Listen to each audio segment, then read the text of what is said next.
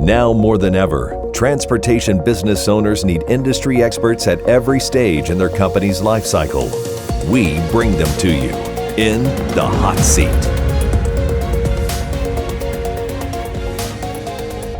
Welcome to In the Hot Seat with the Tenney Group. We've got a great show for you today, special client edition. With us, we have Rob Swarthout from Swarthout Coaches. Rob, welcome to the Hot Seat. Thank you. Well, we'll get out here before we get going. Let's just start. Just take 30 seconds. Tell us a little bit about who you are and the business you most recently sold. Okay, Rob Swarthout, operated Swarthout Coaches in Ithaca, New York, primarily a charter and tour bus company. Second generation for the company. My father started it back in the 50s, and I had ownership since 1994. And I just felt it was time, based on my age and over 40 years, it was time to see what opportunities were available for the sale of the company.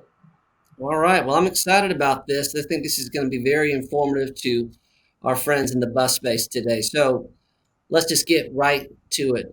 Number one, you already touched a little bit about this, about your decision to sell, but what were some of the things that you considered about when to sell? How did you know it was the right time for you? Well, I didn't have any family members or employees that were interested in taking it over. I was 61, 62 at the time when I decided to do this because I knew it would take some time. And I also looked at the current building that I had that was built in the 60s, and it was gotten to the point where it was either time to probably get a new location or to move on, and that was some of the factors. Makes sense.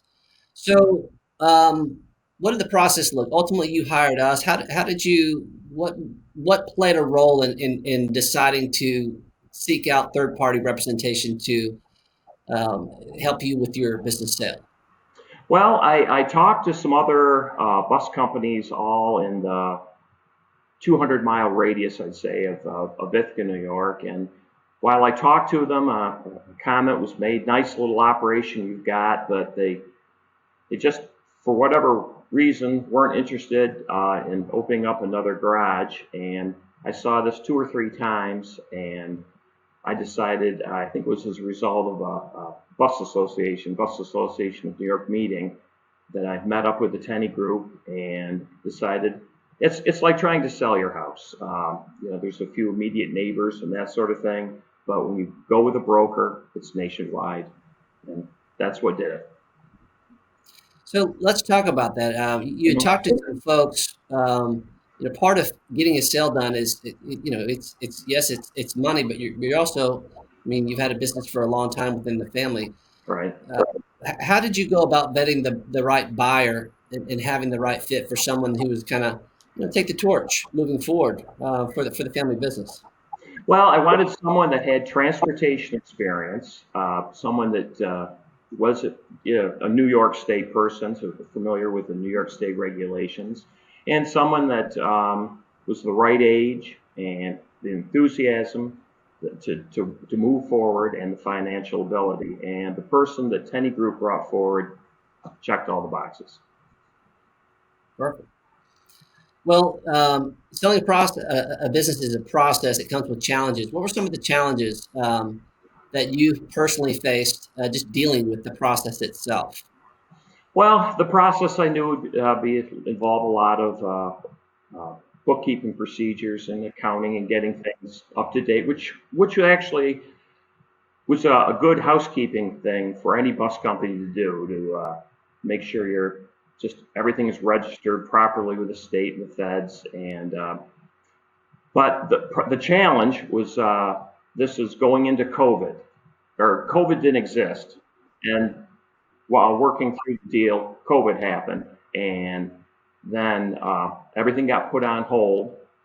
And to show the buyer his integrity, he had to take a pause on this, but he didn't walk away.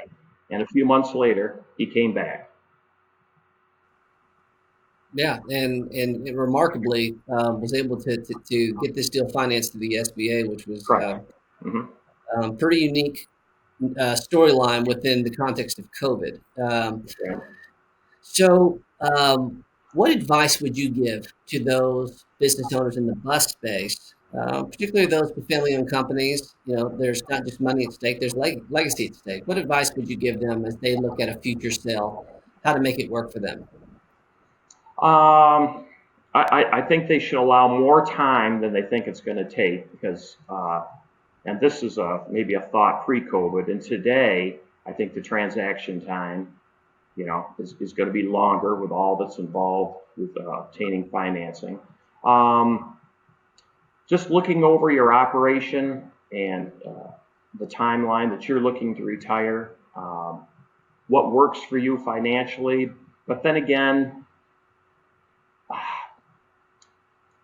it's not all finance. I think you definitely want to look at someone that's qualified to take over, thinking of the company that you build up over the years. You want someone that'll take it over and keep it going and prosper and take care of the employees and the customers, etc.